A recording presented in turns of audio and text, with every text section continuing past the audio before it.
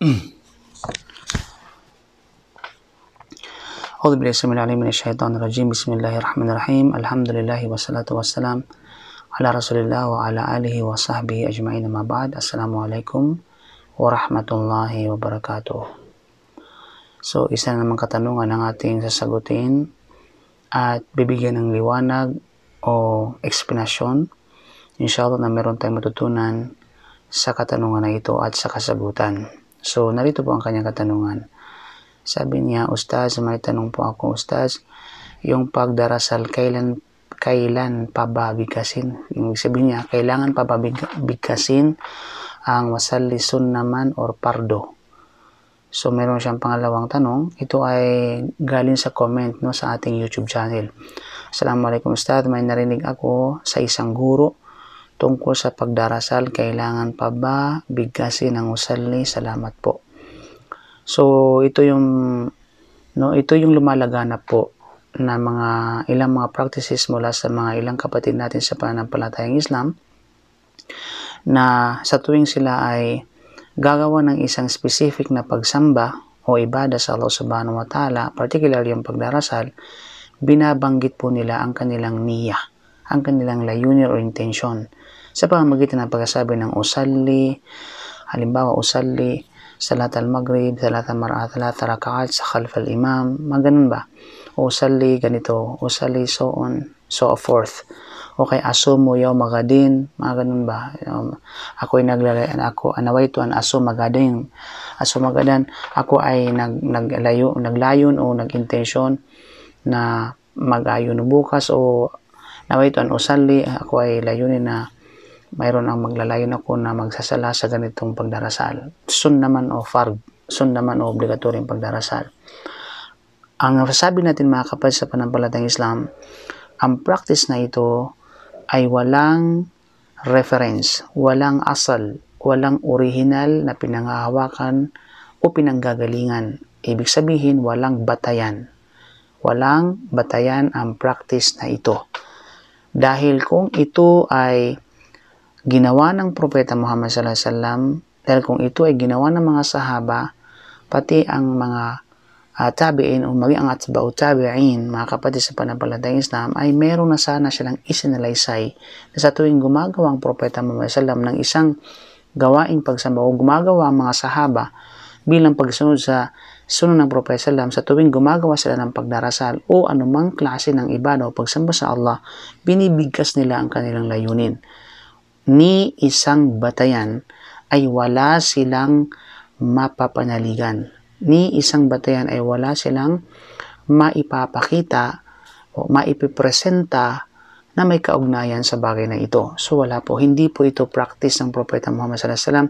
Hindi po ito practice ng mga sahaba, ng mga tabi'in at mga tabi'in. Maging sa mga a'immatul arba'a, maging sa magigiting na kilalang imam, Imam Abu Hanifa, Imam Malik, Imam Shafi'i, at maging sa Imam Ahmad ibn Hanbal. So wala mga kapatid sa pananampalatayang Islam, hindi ito gawain, hindi ito turo ng mga propeta. Maliban na lamang sa mga late na mga followers ng mga Shafi'i, binigyan nila ng justification na ito ay walang problema. Subalit nasaan ang patunay na ito ay pwedeng gawin dahil ito ay bahagi ng ibada. Kasi anumang gawain pagsamba o bahagi ng pagsamba, kinakailangan na mayroong batayan. Dahil ito ay batay sa sinabi ng Propeta sallallahu alaihi wasallam, kullu amalin man amila amalan laysa alayhi amruna fahuwa rad, ay mardud. Sino man ang gumawa ng gawaing pagsamba na at pagkatapos iniuugnay niya ito, iniuugnay ito sa din sa itinatawag na Islam na walang batayan, ito ay mardud, ito ay hindi katanggap-tanggap. Ito ay ibabalik sa kanya. Ito ay non-acceptable. Unacceptable po mga kapatid. So ito ay bid'ah. Ito ay bagus itinuring ito ng ating mga scholar, maging noon hanggang ngayon ng mga scholar, ay tinatawag na bid'ah. Ito ay tinatawag na isang innovation, pagbabago sa katuruan, pagbabago sa din, pagdagdag sa din sa ating pananampalataya ng walang batayan at walang basihan. At ang pagdagdag sa anumang katuruan sa ating din na walang basihan, ito ay isang napaka-mapanganib. Ito ay pagkaligaw. Kullu bid'atin dalala. Kullu bid'atin dalala. Lahat ng bid'ah na may kaugnayan sa pagsamba sa ating din tunay na ito ay pagkaligaw at lahat ng pagkaligaw, ito ay papunta sa impyernong apoy. Wa kullu dalalatin finnar. So yung mga kapatid. Then the second point is, ang intention natin ay ang mahalluha al-qalb. Yung pinaglalagyan, yung position ng intention natin ay walang iba kundi ba yung bahay, no? Yung bahay ng ating tinatawag na layunin ay walang iba kundi yung puso natin.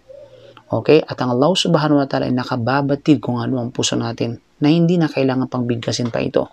Okay? Inna Allah alimun bidhati sudur. Tunay ng Allah subhanahu wa ta'ala ay higit na nakakaalam. Siyang may alam sa kung ano man ang nasa puso kay buturo ng puso ng tao. Bago mo pa ito bigkasin naman ng Allah. So bakit mo pa kailangan bigkasin? Upang marinig ang Allah subhanahu wa ta'ala, iyadan billah. Diba? Subhanallah. Ta'ala Allah. No? So, tunay ng Allah subhanahu wa ta'ala ay kaluwalhatian mula sa anumang katangian na ito, mga kapatid, sa panampalatayang Islam. Kaya naman, hindi narapat na ito ay sabihin natin na bigkasin. Ito ay hindi narapat. Hindi ito practice, mga kapatid. Dahil ang sino mang nagsasabi, pinanggigiitan nila na ito ay sabihin natin, ito ay, kumbaga ito ay walang anuman, hindi, nasaan yung dalil? Although, kung ang usapin, kung ito ba'y mustahab, kung ito ba'y pwedeng gawin o hindi. So, may mga ilan sa mga fuqaha naman na sinasabing mustahab.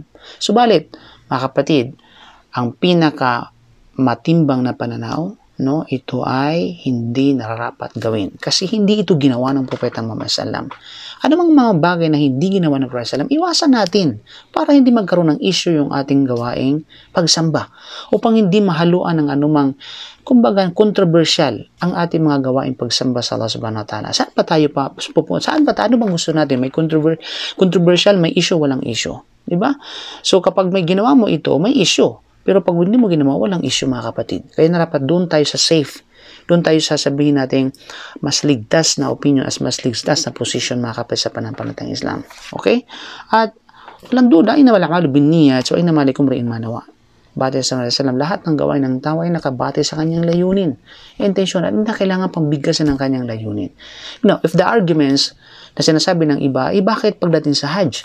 Sinasabi natin yung ating intention, no? Labbaik Allahumma hajjan, o kaya sabi natin umrah, labbaik Allahumma umratan. Sinasabi, binibigkas natin ng intention. So yan ay espesyal, ay ginawa ng Propeta sallam sa Hajj. At sa kanya tinatawag na umrah, at ito ay turo ng Propeta Muhammad sallam. Pero ginagawa ba niya ito sa ibang mga ibada, kagaya ng pagdarasal, kagaya ng pag-aayo? Hindi niya ginagawa yun. Walang duda.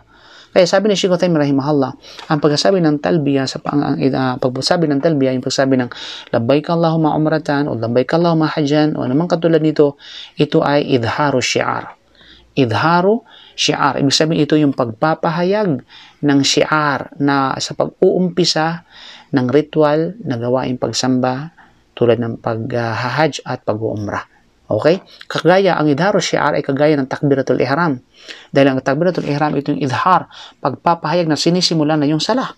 Kagaya yun na kagaya, kung walang takbiratul ihram, no, ay hindi tanggap ang tinatawag na pagdarasal. Gayun din, ang sabihin natin, pagsabi ng talbiyah, labbaik Allahumma umratan, labbaik Allahumma hajjan, kapag hindi ito binabanggit, kumbaga, no, pag hindi ito sabihin natin wala ito, ay hindi tanggap yung hajj at umrah. So ito ay idharu syiar, hindi ito tumutukoy sa qasd, hindi ito tumutukoy sa niyya, dahil walang duda, hindi ka pa dumating sa miqat, meron kanyang layunin na magsagawa ng umrah at magsagawa ng hajj. So malayo ito sa sinasabi nilang intention. Malinaw? So kung sabihin natin intention yun, so sabihin natin granting without accepting, ika nga, for the sake of arguments, sabihin natin intention yun, okay, be it, intention, pero particular lamang ito sa hajj at saka sa umrah. Hindi mo pwedeng gawing qiyas, kumbaga gawing analogy ito para i-apply mo sa ibang gawaing pagsamba dahil ito ay hindi ginawa ng Propeta Muhammad sallallahu alaihi wasallam. Malinaw? So mga kapatid sa panampalatayang Islam, payo ko sa aking sarili, gayon din sa ating lahat, iwasan natin ang mga bagay na may kadududa sa ating relihiyon. Diba? Iwasan natin na mapalagay tayo o mailagay tayo doon sa mga posisyon, doon sa mga gawain na mayroong isyo. No, bagkus ilagay natin ang ating din, ilagay natin ang ating practices, no, ang ating mga pagsasabuhay sa ating din doon sa mga gawain na walang kaakibat na issue upang sa ganun ay mapangalagaan ang ating gawain pagsamba ibada sa Allah subhanahu wa ta'ala. Da ma yaribuka ila ma la yuribuk. Sallam, iwanan mga bagay na nagbibigay ng pagalilangan patungo sa mga bagay na hindi nagbibigay sa iyo ng pagalilangan dahil doon ka ligtas, no? Doon ka ligtas. Kaman din taka syubahat fakad isabra din an ardi wardi. sino man ang iniwasan yung mga syubhat, yung mga bagay na pag-alilangan, kaduda-duda, tunay na papangalagaan niya ang kanyang dignidad, ang kanyang moral, at saka ang kanyang pananampalataya. So hopefully, meron tayong matutunan sa katanungan ito sa kasagutan. Inshallah, nagbigay sa atin ng linaw, binilay subhanahu wa ta'ala. So Allahu a'lam bisawab. Bago po tayo magtapos, hopefully, sana ay hindi ka pa nakapag-subscribe sa ating YouTube channel, you may subscribe our YouTube channel. At sa mga hindi pa nakapag-follow sa ating Facebook page, you may follow our Facebook page para sa kaalaman, karagdagang kaalaman, insyaAllah, na maaari nyo makuha bi'idhnillahi subhanahu wa ta'ala. Allahu a'lam bisawab. Subhanaka bihamdika asyhadu an la ilaha illa anta astaghfiruka wa atubu ilaik. Assalamu alaikum warahmatullahi wabarakatuh.